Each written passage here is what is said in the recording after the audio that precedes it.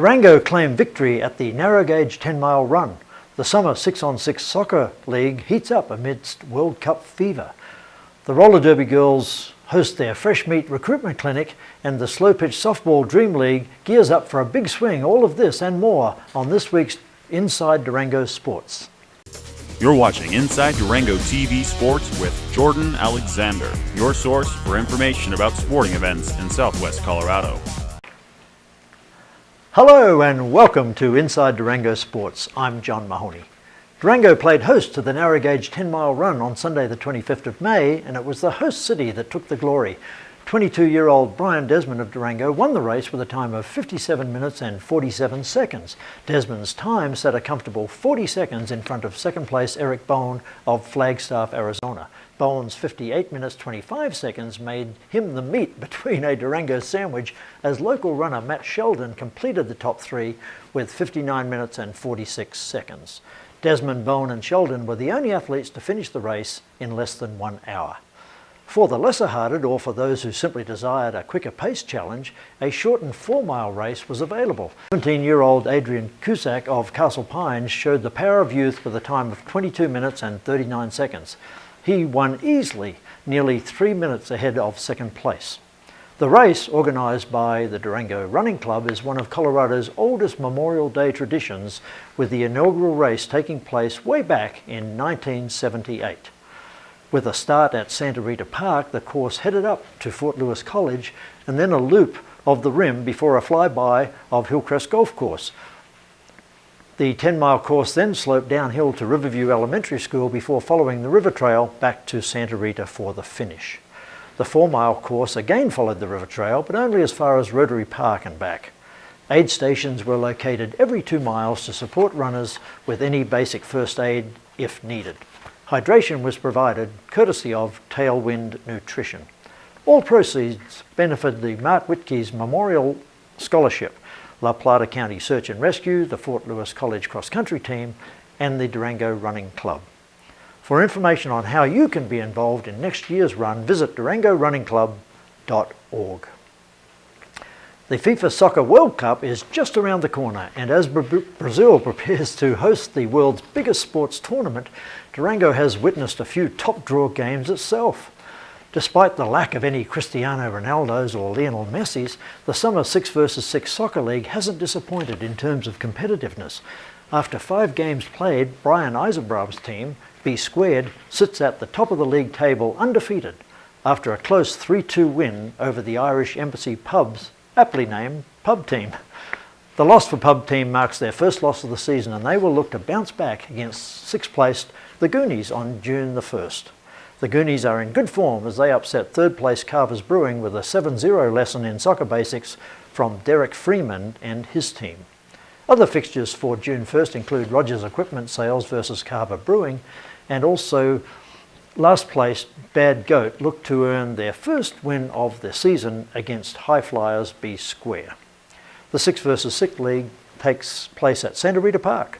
For a full list of fixtures, visit durangogov.org. There may be a chance that on your way past the Chapman Hill ice rink that you've heard screams, grunts and the odd war cry. While we could let imagination run wild with possibilities, the raging battles that have echoed through our mountain town can be attributed to the Durango Roller Girls roller derby team. On Sunday, the 18th of May, the Roller Girls hosted their Roller Derby 101 clinic to introduce prospective players into their ranks. The first 20 minutes of the session served as the calm before the storm, as players were taught how to equip their protective garments and to learn safety procedures. Next, skating basics were taught or reinforced, and specifically how to fall safely, your skating form, and the proper roller derby stance. After lunch, gear maintenance was the first point of call, followed by a lesson about skating in packs. Once the niceties were out of the way, the new players were thrown into a mini scrimmage demonstration, followed by a discussion of basic tactics. Saturday, June 14th, marks the DRG's first competitive derbies when the DRG Derailers face the Jailhouse Jawbreakers, and then the Durango Trainwrecks take on the Four Corners Roller Girls. Anyone interested in becoming a Durango Roller Girl can contact drgrecruitment@gmail.com, or visit durangorollergirls.com. Right, let's move from roller skates to, well, more roller skates. This week's School of Skills comes from Inside Durango intern Scotty Smith, as he teaches us how to do a 180-degree spin.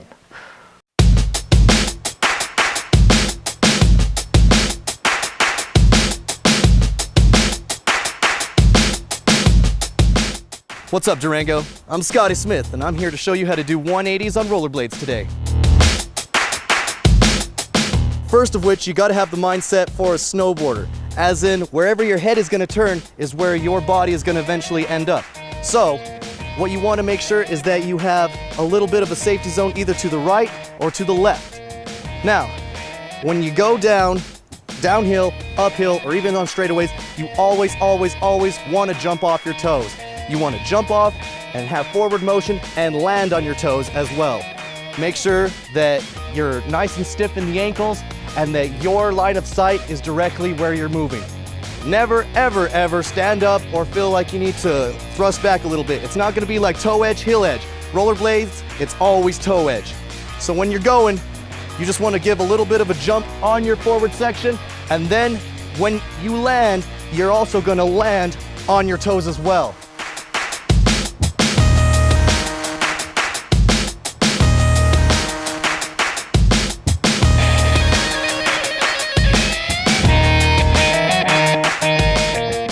I'm Scotty Smith, and that's exactly how you do 180, Durango.